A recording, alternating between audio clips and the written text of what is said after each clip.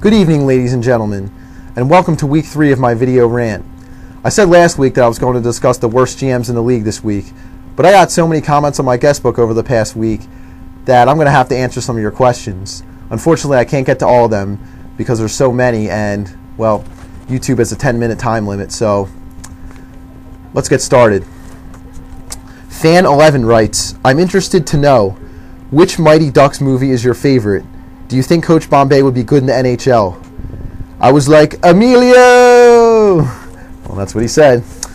Okay, well, Fan11, my favorite Ducks movie is the first one because it's the most realistic. Just about everything that happened in that movie could have happened in real life, which is more than you can say for the last two movies. Take, for instance, D2.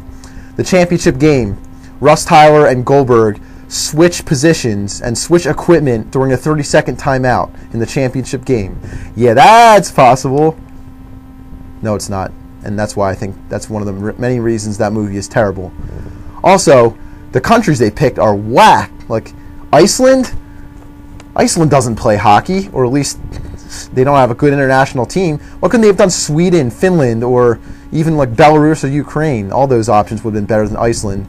And then a Trinidad and Tobago team. How can they have a hockey team? There's no ice there. Come on now. I mean, it's Disney, but you couldn't make it like remotely realistic? Apparently not. Whatever. Okay, let's move on. Call Me Kitty writes, might be a girl, hey. You should show your physique and let us lady fans see what you're working with under that jersey. Wink. Also, who's better, Crosby or Ovechkin? Who would you rather have on the Flyers? Why? Well, Kitty, you want to see what's under my jersey?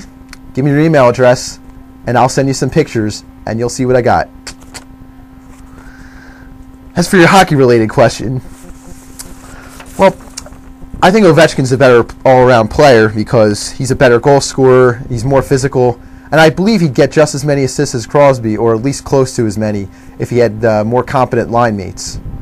However, I would actually rather have Crosby on the Flyers because the Flyers have some goal scorers already. They need someone to set them up, and Crosby can do just that. He's my least favorite NHL player, at least one of them, but I'd love to have him on the Flyers any day, and I'd stop hating him. Okay, next, Slammer McDammer writes, Hey Dewey, great site. I favored it as soon as I got to it. Got a question for you. Who would be on your dream team? Current and past players both being eligible. Thanks. Well, thanks for the compliment, Slammer. I didn't know it was going to be that good that someone would favorite it already, but I appreciate the compliments. Now, as for my dream team, my forwards would be Wayne Gretzky, Mario Lemieux, Gordie Howe, my defensemen Bobby Orr and Raymond Bourque, goalie Martin Brodeur. You have any disputes? Let me know. I'll defend myself. It's no problem. Okay, next up we have You're a Homo. Okay. Okay, so I was reading your rankings and they blow. There are so many things wrong with them. Like you have Anaheim all the way down at number 7 when they are undefeated since they got Solani back and just went into Hockey Town and beat the Red Wings. You have Carolina, Atlanta, and Florida all right in a row because that's the way they are in the rankings, and you're an idiot. You know nothing about hockey except for the Flyers. You're not a guru. The only four-letter word you are is a homo. Your rankings blow like your mother. Well, leave the rankings to ESPN and established sports sites. You're never going to become a sportscaster. Don't quit your day job. Okay, listen, guy. First of all, I have Anaheim only at number 7 because I consider the whole body of work for the season. And for the season, I believe they're the 7th best team in the NHL right now because, I mean, they are better than a lot of teams, but they've played the most games, so they've had the most opportunities to get points. When the games played more even out, you'll see they're going to drop. And I moved him up 4 weeks from last week's ranking, so I think I gave him 4 spots from last week's ranking, so I think I gave him good props. And by the way, why don't you learn grammar? Because 4 times you said you're, meaning to say you are, except you spelled it Y-O-U-R, as in saying possessive belongs to me.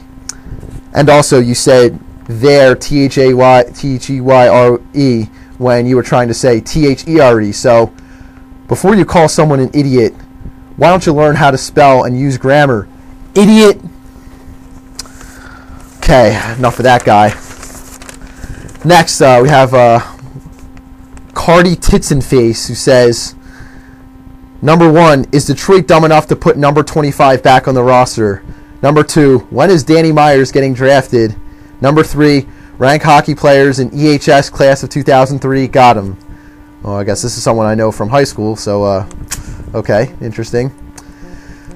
For your first question, by 25, I'm sure you mean Darren McCarty. I'd say adding Darren McCarty wouldn't hurt at all. The Red Wings need muscle. The last 3 postseasons, actually the last 4 postseasons, they've gotten out-muscled by tougher and grittier teams.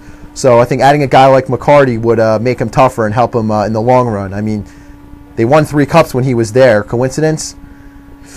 Not completely, because he was a big part. He does a lot of that muck work that a lot of guys won't do. Number 2, Danny Myers. I guess the guy whose jersey I'm wearing. Don't believe me? Check that out.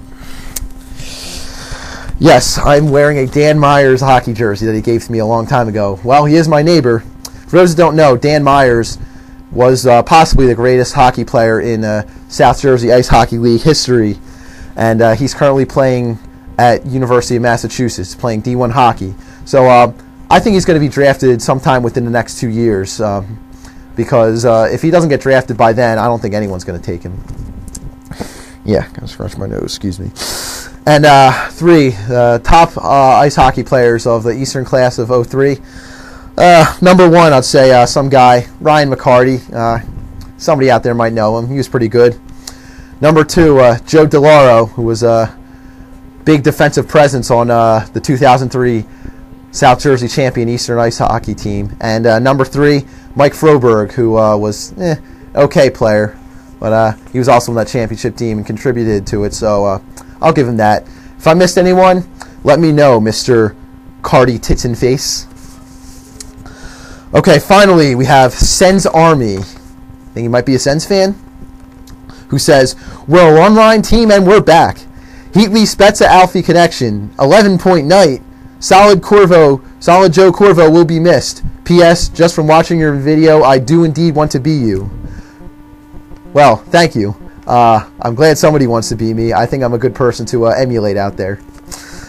As for your Ottawa Senators comments, yes, you are a one-line team, but that one line just might be the best damn line in the NHL, and I think it could be good enough to carry you guys all the way. And as for Corvo, he is a solid player, but I think Mike Commodore is a great addition to your team. He got traded to the Sens along with Corey Stillman for Joe Corvo and Patrick Eves. Commodore provides playoff experience and toughness. Remember, 2 of the last 3 postseasons, he was in the finals in 04 with Calgary and 06 with Carolina. So he's definitely knows what it takes to win. Plus, you can't knock the fro. If Mike Commodore goes deep in the playoffs, he's going to grow that huge orange fro that looks amazing. It's just great hair. It's one of the best fros in hockey. So I would definitely like to see Mike Commodore grow that again. And while I'll mention Corey Stillman. He's a great player now. And all of a sudden, he got traded to winning teams, and they're winning cups. So he's a good contributor to winning. Final note, Richard Zednik suffered a gruesome injury on Sunday night.